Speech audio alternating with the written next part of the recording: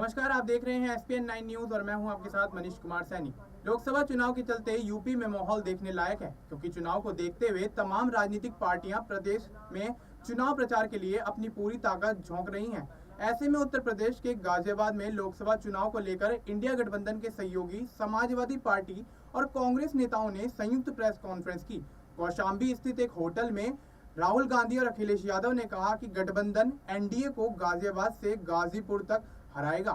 राहुल गांधी ने यह भी दावा कर दिया कि इस बार एनडीए की सरकार 150 सीटों पर सिमट कर रह जाएगी।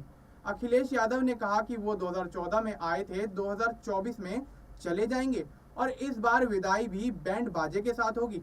पत्रकारों को संबोधित करते हुए पहले अखिलेश यादव ने कहा कि इस बार पश्चिम से बदलाव की हवा चली है। जनता भाजपा के झूठ और वादा खिलाफी से तंग आ चुकी है।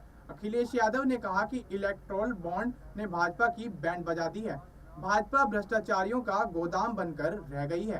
राहुल गांधी ने कहा कि यह विचारधारा की लड़ाई है। एक तरफ आरएसएस और बीजेपी संविधान को खत्म करने की कोशिश में है, तो वहीं दूसरी तरफ गठबंधन लोकतंत्र की रक्षा करने के लिए चुनाव लड़ रही है। कांग्रेस सांसद राहुल गांधी ने यह भी कहा कि यह चुनाव विचारधारा का चुनाव है। चुनाव में 2-3 बड़े मुद्दे हैं। बेरोजगारी सबसे बड़ी है और महंगाई दूसरी सबसे बड़ी है, लेकिन बीजेपी ध्यान भटकाने में लगी है। ना तो प्रधानमंत्री और ना ही बीजेपी मुद्दों पर बात करती है।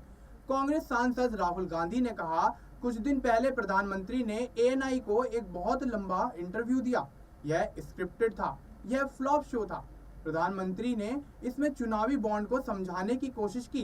प्रधानमंत्री कहते हैं कि चुनावी बॉन्ड की व्यवस्था पारदर्शिता के लिए, राजनीति को साफ करने के लिए लाया गया है।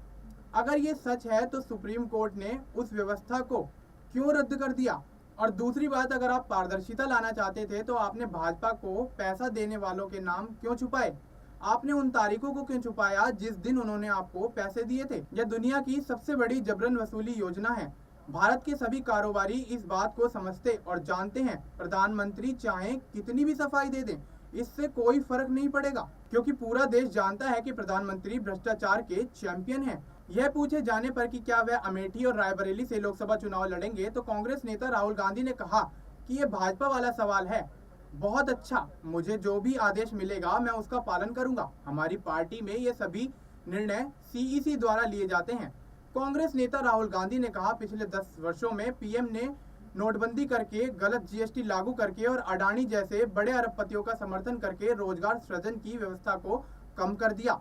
पहला काम है रोजगार को एक बार फिर से मजबूत करना। इसके लिए हमने अपने घोषणा पत्र में 23 विचार दिए हैं।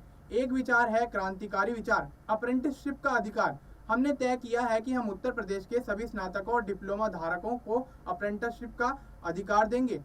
ट्रेनिंग होगी और हम युवाओं के बैंक खाते में प्रति वर्ष 1 लाख रुपए जमा करेंगे और हम करोड़ों युवाओं को ये अधिकार दे रहे हैं। हम पेपर लीक के लिए भी कानून बनाएंगे। देश और दुनिया की तमाम बड़ी अपडेट्स के लिए आप देखते रहिए एसपीएन 9 न्यूज। मिलते हैं आपसे अगली वीडियो में, तब तक के लिए नमस्कार।